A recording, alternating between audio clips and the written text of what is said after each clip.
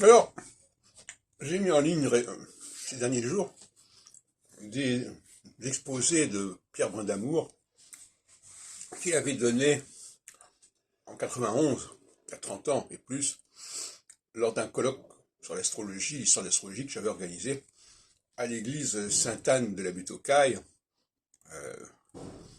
donc en plein 13e arrondissement. Et en réécoutant cet ami qui est décédé en 95-96, eh bien, j'ai l'impression quand même qu'on est dans un autre temps. Brindamour continue à penser à ce moment-là qu'il y a bien eu des éditions en 1555, 1557, etc. de Nostradamus. Et d'ailleurs, il a publié à post-mortem, si on peut dire, l'édition de Massé Bonhomme 1555, ce qui, aujourd'hui, est une sorte d'aberration, de certaine manière, il faut le dire. Apparemment, il avait pas pris le tournant de la critique nostradamique, la nouvelle critique nostradamique. D'ailleurs, Jean Séard non plus. Jean Séard, d'ailleurs, qui avait patronné Brindamour pour cette édition chez Drose,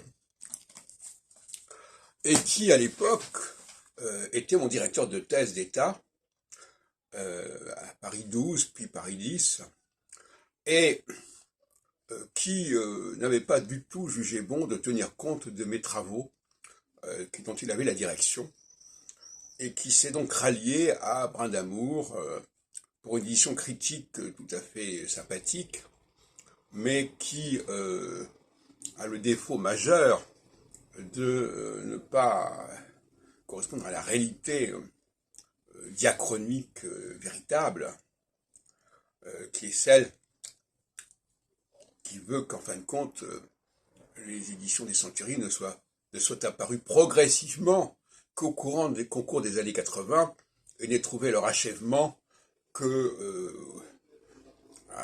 au moment du couronnement d'Henri IV en 1594, etc. Donc,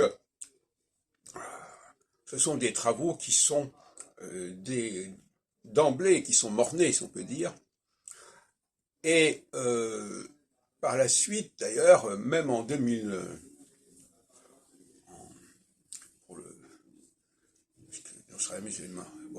par la suite, même, on a continué avec d'autres écrivains, d'autres auteurs, sur cette base-là, en disant, les travaux de Heilbronn, sont des hypothèses contestées, etc., etc. Je pense qu'elles le sont de moins en moins.